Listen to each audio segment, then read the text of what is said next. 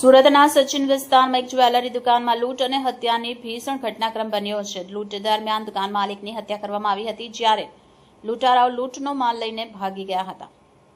આ ઘટનાને અંગે સચિન પોલીસે તરત જ કાર્યવાહી કરી એક આરોપીને गिरफ्तार કર્યો છે। પોલીસે આરોપીનું રિકન્સ્ટ્રક્શન કર્યું હતું। સચિનમાં જ્વેલરી દુકાનમાં લૂંટ અને હત્યાનો ઘટનાક્રમ બન્યો હતો। એક આરોપી गिरफ्तार થયો છે। લૂંટ દરમિયાન દુકાનના માલિકે પ્રતિકાર કરતા લૂંટારુઓએ તેમને ગંભીર રીતે જખમી કરી દીધા હતા, જેના પરિણામે તેઓના મોત થયા હતા। ઘટનાની ખબર મળતા સ્થાનિક નાગરિકોએ લૂંટારુઓનો પીછો કર્યો અને તેમાંથી એક આરોપી દીપક પાસવાનને ઝડપી પાડ્યો। પોલીસે તેને गिरफ्तार કરી જંબુ જાતિ તપાસ શરૂ કરી છે। આરોપી દીપક પાસવાનને સાથે લઈ સચિન પોલીસે ઘટનાનું રિકન્સ્ટ્રક્શન કરાવ્યું છે।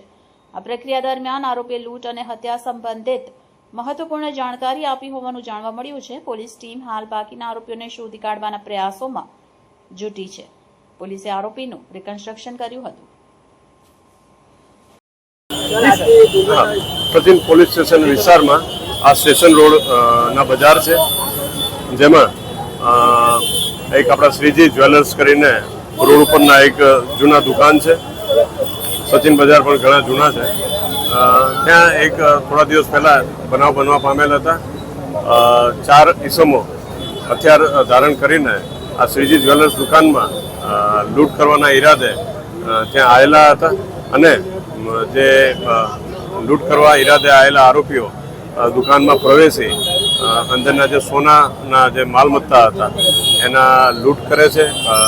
જે સાથે અહીંયા જે હાજર માલિક હતા અને બીજા જે નજરે જોનાર સાહેબો હતા તે હાજર હતા અને એના જે કહેવાય ડરમાં મૂકી ખોફમાં મૂકીને સોનાના માલ મિલકત અહીંયાથી લૂંટ કરે છે। એક આરોપી જે હોય છે બહાર ગન લઈને પ્રોટેક્શન આપતા હતા અને એ જેવા માલ ભરાય છે એના થેલા બક્સામાં તો એ લઈને અહીંયાથી ભાગે છે।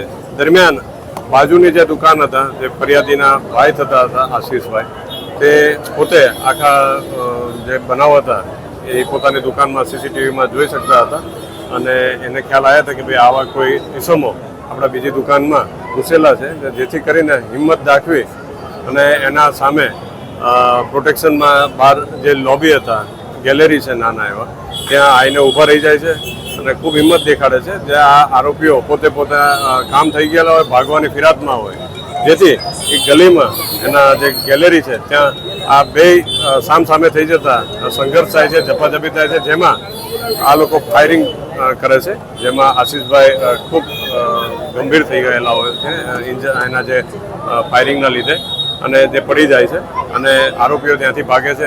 દરમિયાન આ બજાર છે ત્યાં સામે શાકભાજી અને અન્ય જે છે દુકાનો પણ આવેલા છે અને લારીઓ પણ આવેલા છે। ત્યાંથી એક નાઝીમ કરીને ભાઈ જે હોય છે એ અને જે દુકાનમાં હાજર એક ઈસમ જે છે રોહિત, એ હાજર હતા। એ બે જણા પણ હિંમત દેખાડીને પાછળ ભાગ્યા હોય છે। સાથોસાથ દુકાનના જે માલિક વિશાલભાઈ છે એ પણ હિંમત કરીને પાછળ ભાગેલા હોય છે। એ જોતા બીજા લોકોને હિંમત આવતા એ લોકો પણ આ આરોપીઓની પાછળ જે જગ્યાએથી જે ભાગ્યા હોય છે, પાછળનો જે રસ્તો આપણે જોઈ શકીએ છીએ ત્યાંથી અત્યારે લઈને નીકળતા હોય છે, ત્યારે જે બાઇક લઈને આવ્યા હતા એમાં બે ઈસમો જેની જોડે માલ હતા એ લઈને એના ઉપર સવાર થઈને ભાગે છે ને આ લોકો અત્યારે જે પકડાયેલા ઈસમ છે દીપક પાસવાન, એ પાછળ દોડતા આવતા હતા અને એની જોડે જે બીજા આરોપી હતા બે જણા દોડતા હોય છે અને બીજા બે બાઇક ઉપર એ ભાગવાના।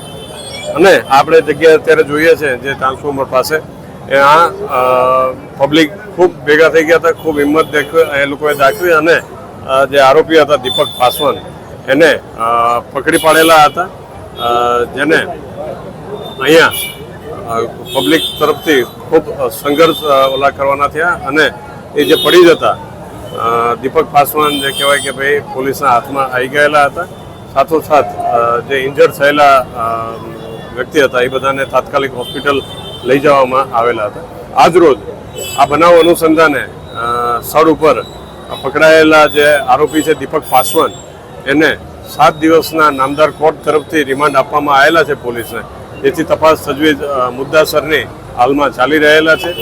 જે તપાસના કામે અત્યારે સ્થળ ઉપર પોલીસના સચિન પોલીસના ટીમ આવેલા છે અને તપાસ કરેલા છે। જે આરોપી હતા એને સાથે રાખીને જે રીતનો બનાવ બનેલો હતો આખો એના પિન પોઈન્ટ દરેક જગ્યા ઉપર જઈને શું હકીકત બનેલી છે એના એવિડન્સ ના ભાગરૂપે ડિજિટલ એવિડન્સના ભાગરૂપે પણ એ સાક્ષર કરવામાં આવેલા છે અને જે બનાવ હકીકતના આખા વિગતવારના પંચનામા બે પંચો સ્થાનિક પંચોને સાથે રાખીને વિગતવારે પંચનામું કરીને પુરાવો મેળવવાની કાર્યવાહી હાલમાં ચાલુ છે.